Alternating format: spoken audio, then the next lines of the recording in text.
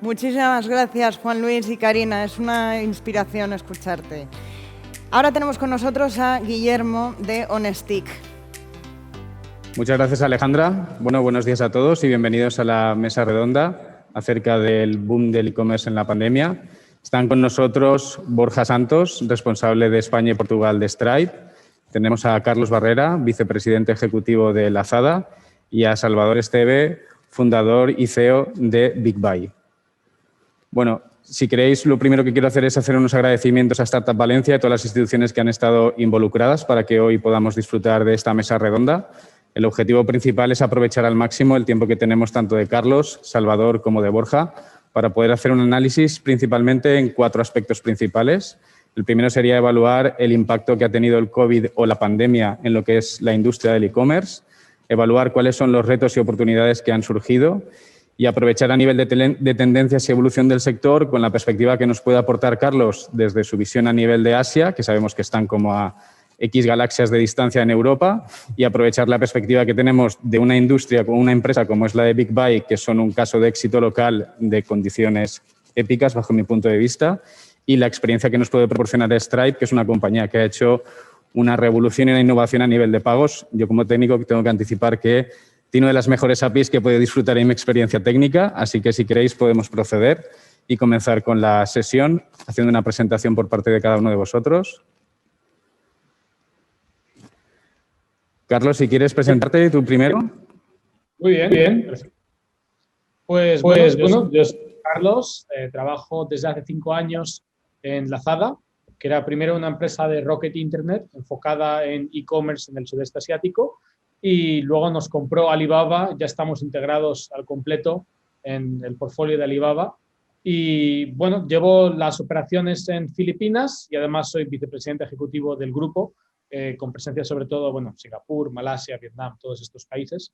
Y con una pata importante de B2C, ¿no? Sobre todo hacemos, bueno, la función de plataforma de marketplace, y la verdad es que la pandemia ha sido un catalizador tremendo del negocio y yo creo que nos ha sorprendido a todos. Así que muy contento de estar con vosotros. Muchas gracias por invitarme. Y bueno, siempre echando mucho de menos España, pero contento de ver todo el despegue del mundo digital y del mundo online y de estar con todos vosotros hoy. Muchas gracias a ti, Carlos. Si quieres, Borja, ¿puedes presentarte, por favor? Muchas gracias, Guillermo. Hacer un poco eco de lo que has comentado. Muchas gracias a los organizadores del evento y estamos muy contentos de estar aquí. Mi nombre es Borja Santos y lidero el proyecto de Stripe en España y Portugal desde que entré en la compañía en 2015. Y, bueno, principalmente el problema que soluciona Stripe es que en los últimos 20 años ha cambiado mucho la evolución del e-commerce, con aceleradores, como hemos visto recientemente con el mundo del COVID. Pero sí que es verdad que lo que es la infraestructura de pagos se sigue manteniendo un poco la misma. No ha habido muchos cambios, ¿no? Y esto ha generado problemas en la parte financiera, en el impacto en las ventas de los comercios. Esto ha generado impacto en la capacidad de negocios de internacionalizarse, vender fuera de nuestras fronteras, y la tercera parte de habilitar a los desarrolladores, dar pues herramientas para los equipos técnicos pueden lanzar cosas de una forma sencilla y hábil, ¿no? Y esto es un poco en lo que se enfoca Stripe. Hemos lanzado una plataforma que a través de una única API pues permite a las empresas lanzarse en el mundo de la captura de pagos por Internet y gestionar los diferentes modelos de negocio asociados con la venta online, ¿no? A día de hoy trabajamos con cientos millones de empresas y estamos actualmente en más de 40 países y procesamos cientos de billones de euros. Muy bien, muchas gracias, Borja. Luego, si quieres, profundizaremos en algunos datos y hablaremos de cuestiones concretas. Si te parece, Salvador, si puedes presentarte. Bueno, pues en principio muchas gracias por habernos invitado a BigBuy después de ver también a Lazada, Stripe, también Honestick, el nivel de empresas un poco que están hoy, pues nos sentimos relativamente pequeños para lo que es el mundo del e-commerce, ¿no? BigBuy es una plataforma mayorista B2B especializada en abastecer de productos a clientes que venden en el canal online. Eso significa que BigBuy no vende al cliente final y son nuestros clientes los que venden a través de todos los canales digitales en el sector online. ¿Qué tipo de clientes tiene BigBuy? Pues principalmente vendedores de e-commerce vendedores expertos en vender en marketplace, en redes sociales. También somos proveedor de empresas que hacen catálogos de punto, plataformas de fidelización. Digamos que el mundo digital o el mundo del e-commerce es mucho más allá hoy en día que el propio e-commerce en sí, ¿no? Entonces, nuestros clientes son los que venden al cliente final, la mayoría de veces a través de esta tipología, ¿no? Y la propuesta de valor de Big Buy en el mercado está en buscar marcas y grandes proveedores que tengan stock a que accedan a este fondo de comercio, a este tipo de clientes, a través de un mayorista como es Big Buy. Y pues a nivel de cifras, facturamos el 90% fuera de España. Estamos principalmente en todo el territorio europeo. Este año pasaremos de facturar 36 millones que facturamos el año pasado a unos 60 y algo este año. Estamos en unos aproximadamente 100.000 pedidos al mes y bueno, tenemos unas instalaciones de 20.000 metros cuadrados. Todo el stock pasa por nuestra propia logística. Esto es un poco así a resumen. Bueno, así al final habéis sido pioneros, Salva, en toda la parte de generar un sistema de dropshipping y marketplace. Creo que tenéis una experiencia local increíble y vuestra profesión, creo que todos los que estamos a nivel más local, diría a nivel ámbito nacional, conocemos el caso de éxito de Big Buy, que al final creo que luego profundizaremos en que el gran reto no está en sí la experiencia, que también, sino todo lo que hay detrás, ¿no? Porque el impacto de la pandemia lo que ha fomentado es que la gente de operaciones, o sea, cómo digieres todo ese crecimiento, todo ese impacto para que al final genere un margen. Bueno, muchísimas gracias por las presentaciones a todos. Lo primero, es un privilegio poder contar con vosotros hoy aquí. Si queréis, voy a empezar con una serie de preguntas, ¿vale? Para ir lanzando a alguno de vosotros. Esto es una conversación totalmente abierta, ¿vale? Si queréis, podemos ir abriendo nuevas preguntas. La primera, más vinculada al impacto. A mí me gustaría, Borja, saber si habéis notado un impacto derivado de la pandemia actual en lo que es cómo se ha intensificado la alta de clientes dentro de Stripe. Si creéis que viene determinado por la pandemia, ¿vale?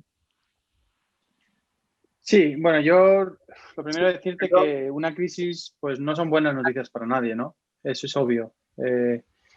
Sí que es verdad que esta crisis, como además ya pasó en el 2008, pues ha generado una serie de acontecimientos, ¿no? Yo creo que en particular yo resumiría en dos y además que tienen mucha lógica. El primero es que ha habido un montón de compañías tradicionales que han acelerado mucho sus planes de expansión digital, han tenido que acelerarlos porque ha habido una restricción a la movilidad, por lo tanto tenían que hacerse cargo de una serie de clientes a los que no podían acceder al punto de venta tradicional y eso es una realidad. Digamos que compañías en cuestiones de meses han tenido que acelerar todos sus planes de años, ¿no? Y luego, por otro lado, y esto un poco se repite en lo que pasó en el 2008, pues las épocas de crisis generan el ingenio y ha sido una época también en la que hemos visto el crecimiento y el nacimiento de nuevas compañías, de nuevas formas de hacer las cosas que pueden dar un componente importante a lo que es el mundo online. Y esto es un poco lo que se parecía en relación a lo que pasó en 2008, ¿no? Que fue una época en la cual grandes de las compañías que hoy lideran verticales, en esa época tuvieron un gran proceso de aceleración, ¿no? Tenéis que, por poner una serie de datos y traducirlo un poco numéricamente, me traigo el mundo del retail, el sector de moda. Los datos que estamos viendo a nivel europeo y como ya sabéis, pues Stripe tiene esa visión un poco macro, trabajando con tantas compañías, es que el porcentaje de ventas en este sector a día de hoy está en torno al 23% del total para 2020. Esto significa básicamente los planes que tenían para 2024. O sea, en 2020 estamos hablando de una cifra que estaba planificada para 2024. Y si lo aterrizamos específicamente más en clientes de Stripe, pues entre la época de marzo y junio, cientos de miles de compañías se han dado de alta en Europa, en Stripe, para empezar a procesar pagos por nosotros. Y por daros un número de facturación, estos nuevos negocios que se han creado en esta época ya han procesado más de 10 billones de euros a través de nuestra plataforma. Muchas gracias, Borja, por haberte mojado con las cifras. Sí que voy a intentar que vayamos concretando a nivel de datos. Creo que a nivel de la OCDE, además, sacaron unos datos hace poco entre UK, Estados Unidos y y otra serie de mercados donde habíamos pasado en un share de entre un 10-15 de retail hasta un 25%. Como vuelvo a decir, Asia es como otra liga totalmente distinta, o al menos en mi limitada experiencia que he tenido. Sí que me gustaría trasladar esta pregunta a Carlos en cuanto a si consideras que la pandemia ha favorecido ya de por sí la progresión que teníais como compañía, o si creéis que la pandemia ha favorecido o no, o si hubiera sido un año peor sin la pandemia. Sí, bueno, sin ninguna duda, ¿no? La realidad es que esto acelera la digitalización. Nuestro posicionamiento es muy de marketplace, ¿no? Entonces, es fácil escalar para nosotros.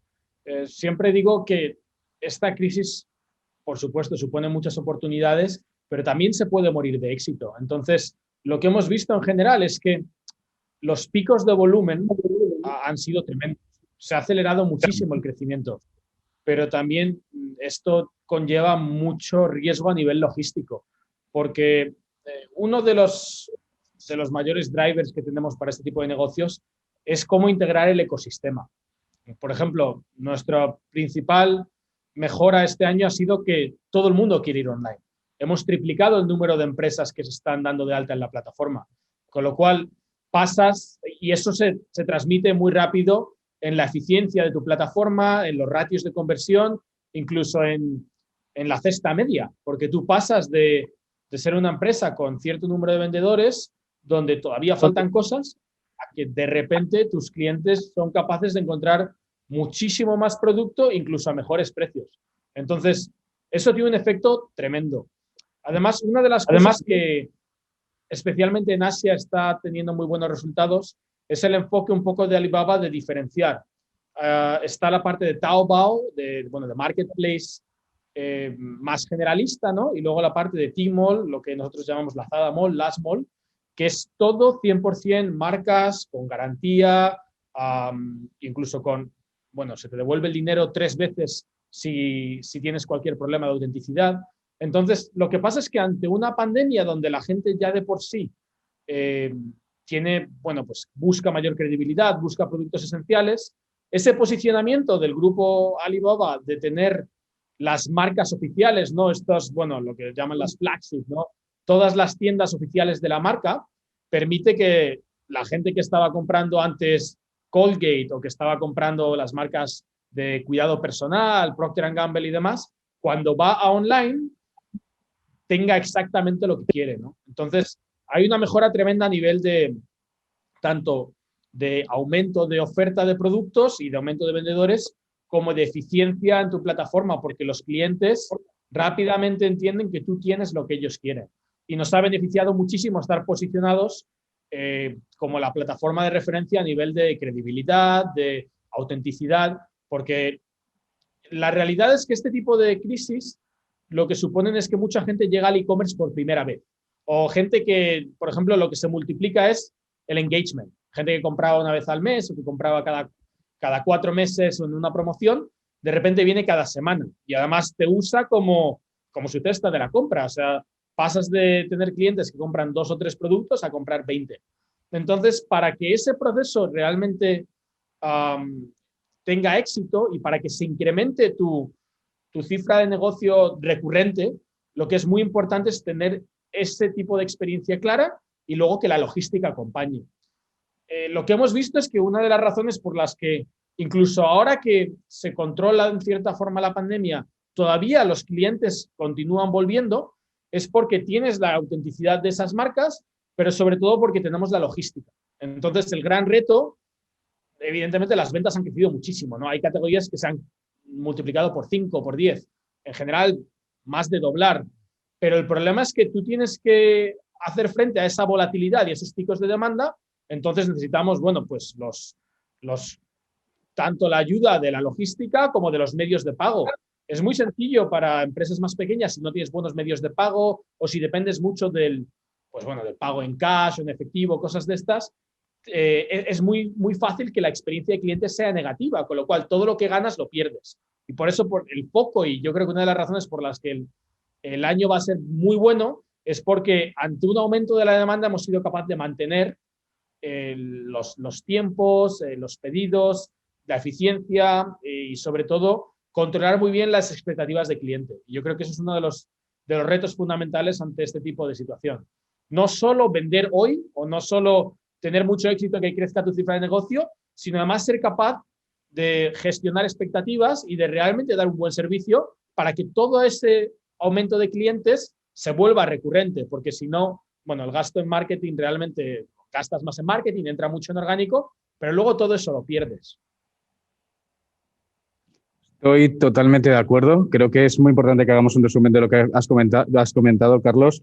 Al final lo que tenemos es cuánto cuesta captar un cliente entre medios de pago, equilibrar el surtido, gestión de catálogo, toda la supervisión de atención al cliente y pedidos. Cuando tenemos problemas lo sufre atención al cliente, almacén, se disparan costes, el margen y la rentabilidad es distinto. Además, en vuestro caso, como el caso de Salvador, además tenéis cestas mixtas donde se envían pedidos de distintos sitios, eso también impacta en los costes. Si además eso le sumamos los sistemas de pago, donde puedes tener unos chargebacks o puedes ofrecer determinadas facilidades, es un cóctel que es lo que estás comentando, que tenemos que favorecer un crecimiento sano, porque al final la pandemia hay gente que sí que le ha preparado, los brick and mortars más tradicionales o las tiendas más tradicionales al final es cuánto pierdo en físico versus lo que voy a poder crecer en online y digerirlo con rentabilidad, porque al final creo que estamos a la espera de ver cómo le va a un MediaMarkt, cómo le va a un El Corte Inglés o a un poco los perfiles más tradicionales para poder extrapolarlo. Pero al final el mensaje es ese, no se trata tanto de captar, sino de que sea un crecimiento sano, que tenga una rentabilidad, sobre todo para aquellos más pequeños que no tienen ese pulmón. Vinculado a lo que estaba comentando Carlos, yo trasladaría la pregunta a Salvador en vosotros cuando vino la pandemia, entiendo que habéis notado un crecimiento en unas categorías y dentro de esa experiencia, ¿cómo ha sido el prepararse desde que en marzo empezó la pandemia? ¿Cómo ha sido un poco la experiencia? Pues nosotros además nos pilló que en el mes de enero hicimos un cambio de programa de gestión y de programa de software de gestión de almacén. Y tranquilamente llega el mes de febrero y observamos que en febrero y a finales de febrero, cuando la pandemia ya empezaba a llegar a Italia, se nos pone Italia en ventas el número 1 en febrero. Es decir, que observamos ya, antes de que llegara en España el confinamiento, cómo de repente Italia se puso en primera posición cuando de normal estaba el cuarto, quinto, sexto, digamos, en nuestras ventas. A las 2-3 semanas, más o menos un poquito antes del confinamiento, más o menos con a mitad de marzo, observamos cómo de repente se planta España, un poco como con lo que estaba ocurriendo, conforme cada país se iba confinando, España pasa a estar a primera posición. A los 15 días, el siguiente país que se confina, que fue Francia, Alemania, conforme empiezan a confinar países, empieza a subir las ventas y cambia totalmente un poco, como decía Carlos y lo que acabas de decir tú, empieza a cambiar el concepto de qué se compra online. Y aquí empieza a moverse una barbaridad de productos que hay una primera fase de necesidad total, como puede ser, por ejemplo, artículos relacionados con teletrabajo. Esto es ordenadores, impresoras, portátiles, periféricos. Esto se dispara a lo bestia, se dispara artículos de hacer deporte en casa y todos los artículos que faciliten al principio la vida en el hogar, ¿no? Primero del teletrabajo, pero luego pasa el confinamiento a venderse mucho productos que faciliten la vida en el hogar. Aquí, bueno, esto es un poco los productos, como estabas preguntando. También una de las cosas que sufrimos mucho en el almacén fue la parte de cómo de repente confinamos a toda la parte de oficinas a hacer teletrabajo desde casa, pero nos encontramos que en el almacén pasamos el mes de abril, por ejemplo, que fue el mes de un mes que lo normal hubiera sido sacar 60.000 pedidos, pues llegamos a sacar 130 o 140.000 pedidos solo ese mes, ¿no? Eso significa que el almacén nos pasó, no estamos en los niveles de la FADA ni nada, ¿no? Pero dentro de nuestro nivel es duplicar el volumen de trabajo del almacén cuando todo el mundo había una psicosis en la primera ola, que nadie sabía muy bien lo que estaba pasando, el miedo y estar fichando cada semana casi 10, 15 personas nuevas en el almacén para poder absorber todo el volumen de trabajo, contando que además estábamos con un cambio de programa de gestión, la psicosis.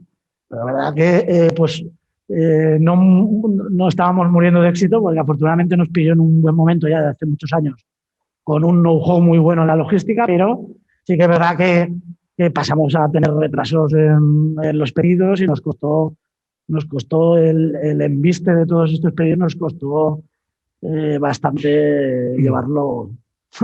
Totalmente. Una locura. A ver, yo creo que todos hemos vivido lo que estaba comentando Borja antes, esa aceleración que básicamente han habido varios estudios que hablan de diferentes tendencias, al final tenemos que cogerlo siempre con pinzas, pero se habla de una aceleración entre 5 y 7 años. Al final, ¿cuántos compradores recurrentes había en España antes de la pandemia? En torno a entre 15 y 17 millones de compradores recurrentes. Ahora varias consultoras grandes hablan de 25, 26, 27. Más allá de los estudios, yo me fijo en mi padre tiene 66 años y no compraba prácticamente en online y ahora tiene cuenta en un montón de sitios y una vez pasada la pandemia ha dicho, pues esto es muy cómodo y aquello es muy cómodo y sigo con esa recurrencia. Entonces es una manera para mí de ver un poco lo que ha habido ahí. Otra cosa son los retos donde tenemos toda la gente en almacén, operaciones, gestión de surtidos, sistemas de pago, donde hay un gran reto para sobre todo que la rentabilidad no se vea mermada. Dentro de las oportunidades, sí que tenía una pregunta para ti, para Borja, ¿vale? ¿Habéis detectado, Borja, durante la pandemia algún tipo de vertical que estuvierais probando a nivel de pago? ¿Algo innovador, algún sistema nuevo que os haya permitido impulsar una categoría nueva gracias a la pandemia? Y vinculado a ello, también te quería preguntar si habéis tenido algún tipo de registro en cuanto al fraude superior a lo que se venía registrando antes de la pandemia. A fraude, comentabas. Sí, bueno, por simplemente hacer un poco eco de lo que habéis comentado, Guillermo, reforzar un poco mi perspectiva en varias de las cosas. ¿Se me escucha bien? Sí, perfectamente. Vale, disculpa, es que creo que tenía un poco de eco.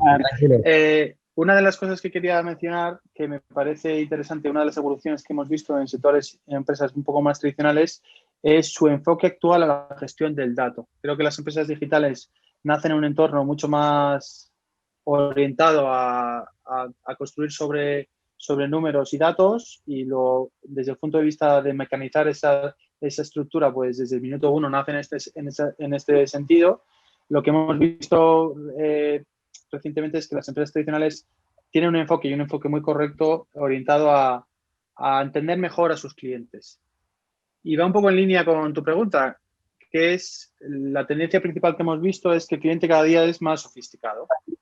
El cliente cuando compra por internet, pues al final entiende desde el punto de vista de pagos que cómo cobra una empresa, cuál es el checkout, cuál es el proceso a la hora de introducir esa tarjeta o de pagar con ese método alternativo, es parte de la propuesta de valor de esa compañía.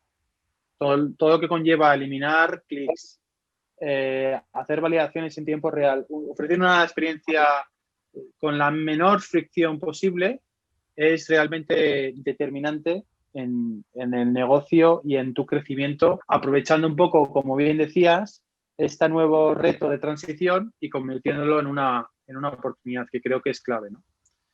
En cuanto a tu pregunta del fraude, bueno, el fraude es una plaga y ya era una plaga antes del COVID y sigue siendo una plaga.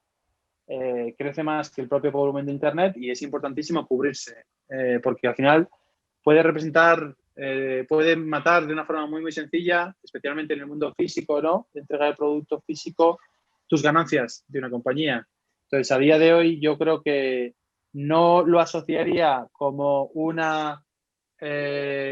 acelerador a través del COVID. Creo que no es así el caso, pero sí que voy a aprovechar la oportunidad para decir que es importantísimo cubrirse en ese aspecto porque obviamente pues, es un problema que hay que cubrir, ¿no? Hay dos formas de cubrirse, no solamente está la parte de tu tecnología, que es importante que utilices una plataforma tecnológica que te ayude en ese sentido, sino también hay un tema regulatorio que es PSD2, que está orientado a cubrir, a reducir la problemática del fraude y que además entra en vigor en enero de 2021, ¿no?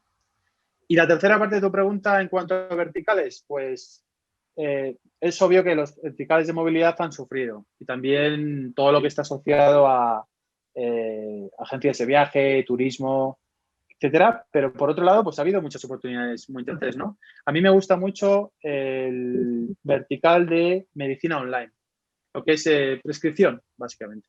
Y hemos visto un montón de clientes nuevos en ese sentido que estaban orientados a solucionar un problema que tradicionalmente pues era realmente cara a cara y que a día de hoy hemos visto este vertical acelerándose muchísimo a través de Europa, ¿no? Lo que es el marketplace de conectar doctores y clientes para hacer una consulta totalmente virtual. Es uno de los verticales que a mí particularmente me parece interesante y que lo voy a resaltar. Muy bien, pues muchísimas gracias, Borja. La verdad es que vinculado a ello te quería hacer una pregunta. A nivel de pagos aplazados, así como en otros mercados fuera de Europa la financiación en pagos es algo muy extendido, quería preguntarte si tenías el dato un poco de la progresión de lo que son los pagos financiados, sobre todo ahora que parece que se avecina también una situación donde a lo mejor el consumo se va a resentir. Has tocado un punto bastante importante y es verdad. A líneas generales, digamos que cuando nos movemos en un mundo donde hay menos cash, menos metálico, tiende a haber una fragmentación. O sea, al día de hoy quiero que las plataformas de pagos pues tienen que estar orientadas a añadir diferentes formas de cobrar al cliente, porque el cliente además lo va requiriendo, no solamente en el pago aplazado, sino en otro tipo de soluciones que también tienen sentido, como por ejemplo el mundo de los wallets. Y estoy convencido que teniendo a gente o sea, que es un método de pago que luego lo vamos a hablar, ¿no? Igual Alipay o WeChat se mencionará en algún momento. En cuanto a métodos de pago aplazados, es una tendencia que históricamente en España no ha tenido mucha cabida, pero cada día de hoy está cogiendo más recorrido. Lamentablemente no tengo datos que pueda compartir, pero es cierto que te doy dos pinceladas, que son básicamente España es un país en el que los bancos tradicionales cada día están optando a tener un mayor engagement con sus clientes y están apretando en este tipo de soluciones, moviéndolas de la parte offline al mundo online. Y, claramente está habiendo una consolidación en este segmento. Por otro lado, tenemos los especialistas en crédito, que vienen un poco del mundo tradicional, pero que sí que tienen posiblemente esa agilidad tecnológica. Y además estamos viendo cosas interesantes también del sector de telco, ¿no? Con una especialización a clientes, y luego tenemos las fintech que dan esa agilidad y esa experiencia del usuario. Pues a mí particularmente la historia de Klarna me parece interesante. Ellos más bien son reactivos a una tendencia de mercado que, como tú bien dices, en época de crisis se va a acelerar, que es la necesidad de financiación al consumo, ¿no? Totalmente, sí, totalmente. Estoy totalmente de acuerdo. De hecho, en nuestro caso particular, si hace un año, en 2019, 1 o 2 clientes de cada 10 a nivel que operaba a nivel de ámbito nacional o intracomunitario utilizaba sistemas de pago financiado, este año estaremos prácticamente al 5 de cada 10, 4 o 5 de cada 10, en función luego también de cada categoría. No es lo mismo unas categorías que otras en función de la cesta media, pero sí que hemos visto que Klarna ha hecho un poco que ha abierto brecha. Supongo que en vuestro caso también habéis abierto brecha, porque aquí sí que me gustaría hacer una mención. Creo que los bancos tradicionales han hecho más bien poco por ayudar a las pequeñas y medianas empresas en esa digitalización de pagos. Yo recuerdo aún en la época en la que aún sigues yendo para poder tener un sistema de pago digital y parece una auténtica odisea. Entonces yo creo que gente como Stripe en eso habéis ayudado muchísimo. ¿Me permites Carlos, dos pinceladas? Sí, perdona. Sí, es verdad que mi recomendación, porque estoy convencido que muchas empresas nos están viendo, tampoco hay que volverse loco a la hora de voy a lanzar cuantos más métodos de pago posible y hay métodos de pago que tienen sentido, tienes que conocer a tu cliente. Aquí tenemos 2 casos de empresas que claramente conocen a sus clientes y hay que intentar moverse en mejorar las tasas de conversión. No simplemente lanzar métodos de pago por lanzar en este sentido. O sea, que simplemente un mensaje de es verdad, cada día hay más tendencias. No había el tema cultural que había en otros países en Europa, como mencionabas, o en Brasil, donde no podías ir sin los pagos aplazados porque tus tasas de conversión no iban a ser buenas. En España está entrando cada día más y mi recomendación es que como merchant, digamos como comercio, lo consideres, pero de una forma gradual y posiblemente con una función de A/B testing, ¿no? Que te permita ver cuál es mi tasa de conversión frente a introducir nuevos métodos de pago alternativos que además posiblemente también van a incrementar tus costes, ¿no? Totalmente. Creo que al final cualquier merchant que quiera empezar a nivel nacional o europeo puede utilizar una opción como Stripe o similares que le permite operar con distintos sistemas de pago locales que operan en distintos mercados. Es una alta muy sencilla, puedes gestionar el fraude de manera cómoda sin que tener un sistema hipercomplejo y que les facilite esa gestión. Dentro de lo que estábamos comentando, Carlos, sí me gustaría a ver si nos podías dar una serie de cifras, un poco la experiencia, porque la verdad es que es súper golosa, un poco la experiencia que habéis tenido recientemente con el Singles Day enlazada, ¿vale? Y un poco cómo ha sido toda esa explosión, cómo la habéis gestionado. Supongo que habéis tenido unas jornadas maratonianas a nivel de a nivel de trabajo, pero a ver si nos podías un poco contar la experiencia de Singles Day allí en la Zada. Sí, claro, claro que sí. Bueno, Singles Day es la campaña por excelencia en China. Es una marca registrada de Alibaba y bueno, se llama Singles Day porque es el 11 del 11, ¿no? Entonces son 4 solteros, 4 unos. Y la verdad es que empezó como algo relativamente pequeño. Era una celebración en China, bueno, más en el ámbito de las universidades y tal. Y Daniel Zhang, que es el actual CEO, pero que ya tenía, bueno, llevaba mucho las operaciones y el día a día, era el director financiero, etcétera, ya desde hace más de 10 años, él decidió que se montara como un evento, sobre todo enfocado a Tmall, ¿no? Sobre todo enfocado a marcas, para celebrar el e-commerce. Claro, bueno, ya el año pasado, 11/11 es un poquito más grande que Prime Day. Y este año ha batido todos los récords. Hemos hecho más de 70.000 millones de dólares, ¿no? A nivel grupo. Y el sudeste asiático todavía es una contribución relativamente pequeña, pero el crecimiento es muy grande, ¿no? Estamos creciendo, pues bueno, en general, cuando ves los informes de Alibaba, crece más del 50% y siempre el objetivo del sudeste asiático es crecer más que el grupo. Con lo cual, bueno, muchísimo crecimiento.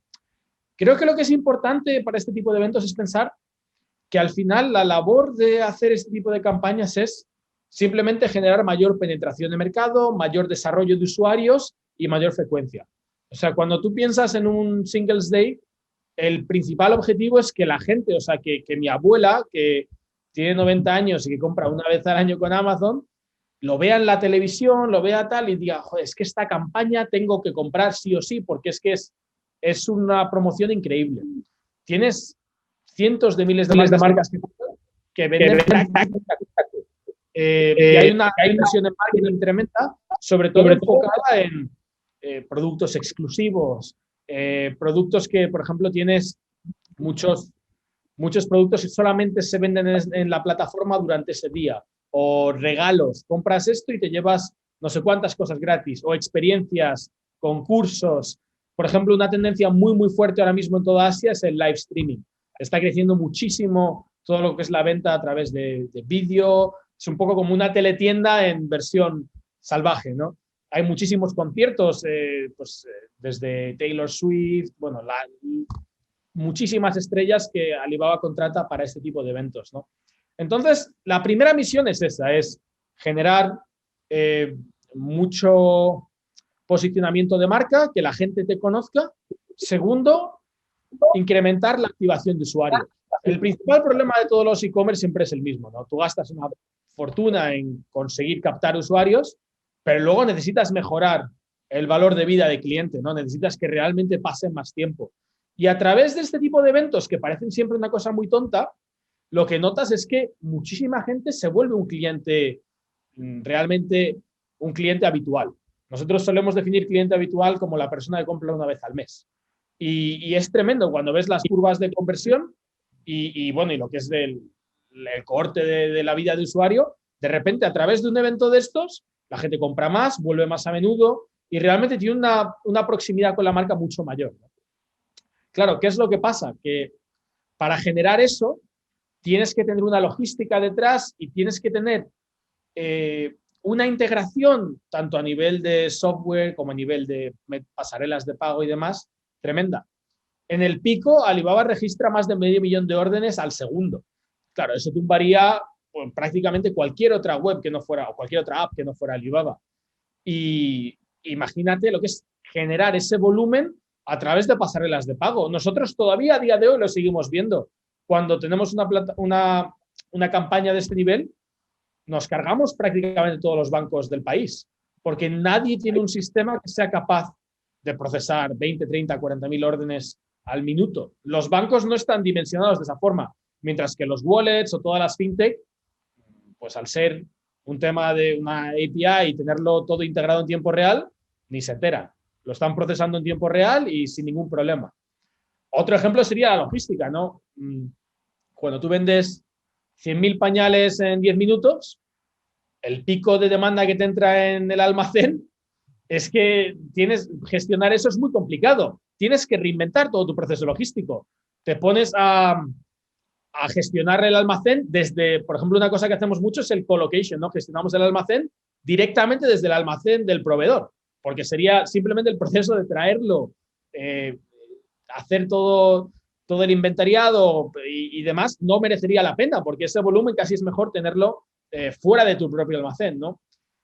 Tenemos que desarrollar, por ejemplo, como igual que Fulfilled by Amazon, nosotros hacemos Fulfilled by Lazada, tienes que ser capaz de ofrecer almacenamiento para todos tus vendedores, porque claro, el vendedor promedio filipino que tiene unas ventas de $500,000 de euros al año, en una campaña así te puede hacer $500,000 de euros en un día.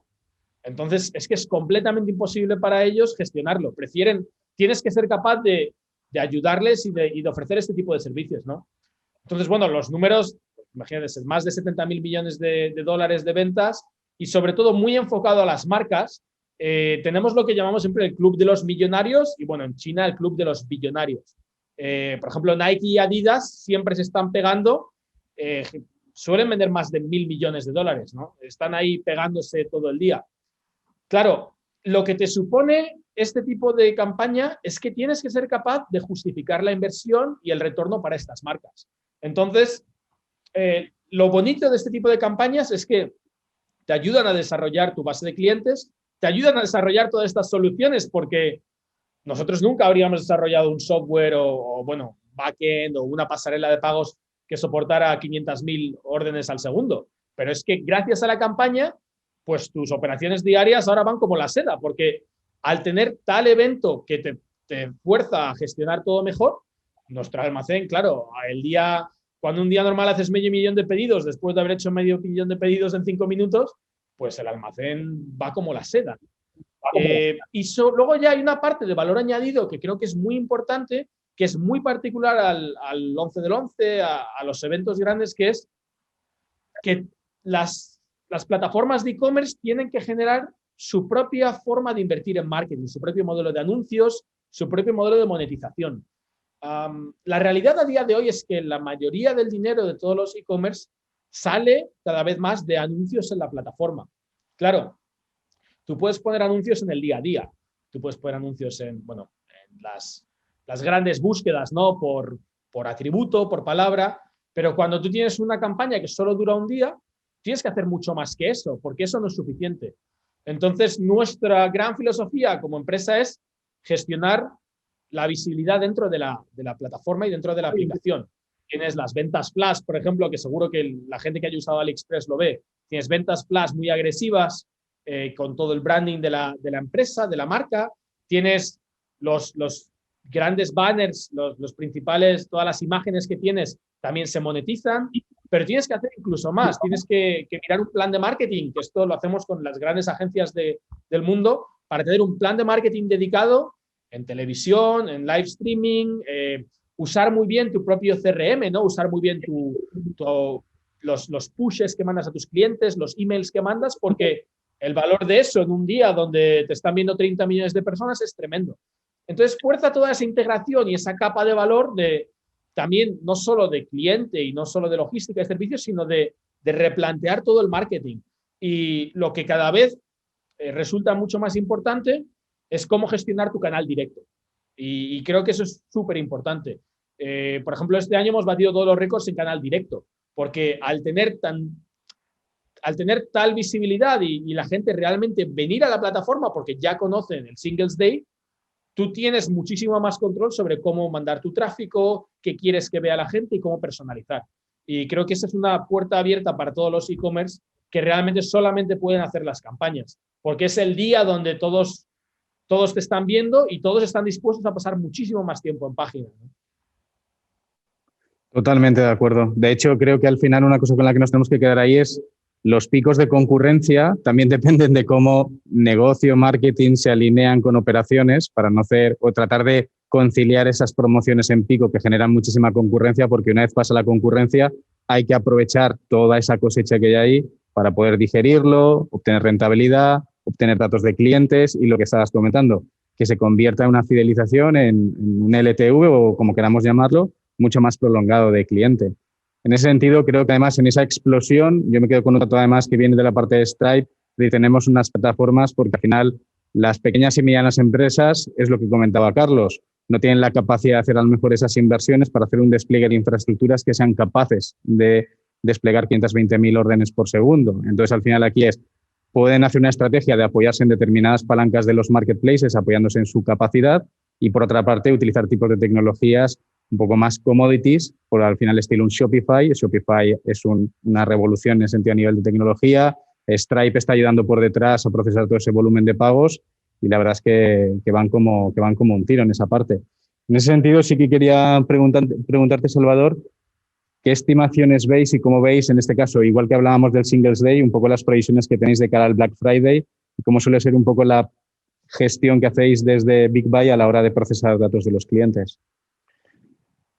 A ver, lo que me doy cuenta es que los negocios en general digitales requieren de una constante evolución de un montón de cosas, y ves un poco lo que le ocurre a la Zada, y a nosotros nos ocurre un poco mucho en muchas situaciones muy parecido, pero a un nivel más pequeño.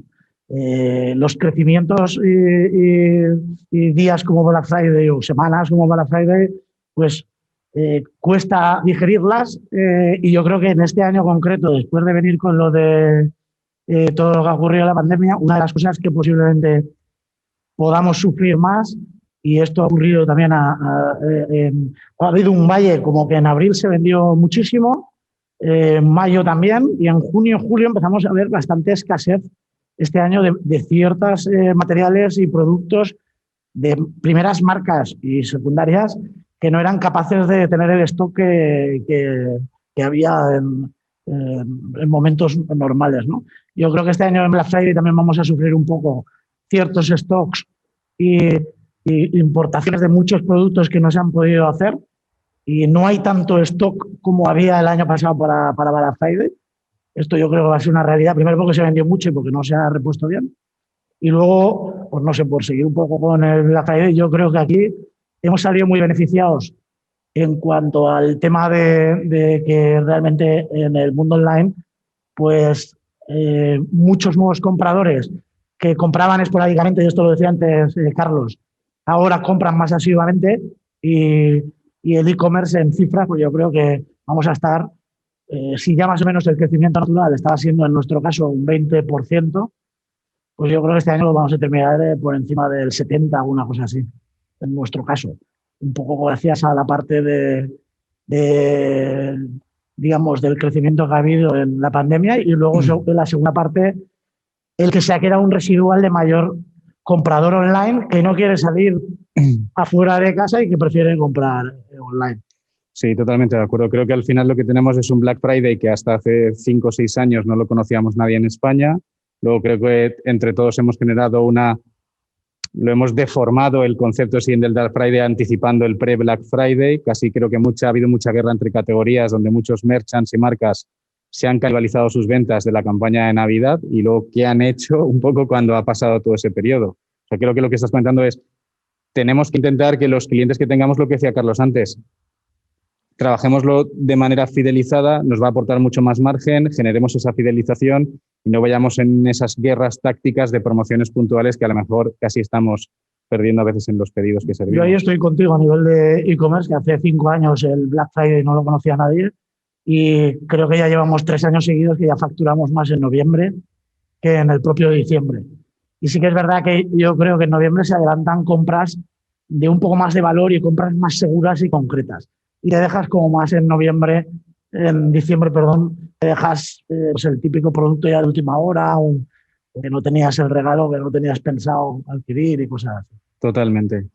Bueno, hemos consumido el tiempo. La verdad es que ha sido un placer teneros a todos los tres aquí a nivel de poder tener esta conversación. La verdad es que me gustaría poder extenderla más. No sé si queréis dar alguna conclusión final a alguno de los tres sobre la charla que hemos tenido. Aún así, muchísimas gracias por vuestro tiempo de manera anticipada. ¿Quieres comentar algo, Borja, Carlos? Me lanzo rápidamente. Simplemente dar ese tono positivo de convertir esa situación en una oportunidad. Claramente, como hemos mencionado previamente, y creo que los tres estamos de acuerdo, algo está pasando y está pasando muy rápido. es una oportunidad no solamente para grandes compañías, sino para empresas pequeñas de todos los tamaños. A día de hoy hay tecnología y hay oportunidades para trabajar con marketplaces como los que tenemos a día de hoy aquí, o con plataformas como la nuestra, que trabajan con Amazon, Deliveroo, o por ejemplo con empresas súper tradicionales de las que tienen que cambiar. Entonces es un buen momento para acelerar, y en el plano personal, pues simplemente espero que todos los que nos estén escuchando que estén muy bien, y mandar a todo el mundo un abrazo desde mi casa, que es donde me toca estar. Sí. Pues muchísimas gracias a los tres. Vamos ya por encima de tiempo. Creo que el mensaje es claro. Vamos a intentar tener un fin de año lo más sano posible en todos los sentidos. Y nada, muchas gracias por vuestro tiempo y nos vamos viendo. Hasta pronto. Sí, lo mismo. Muchas gracias.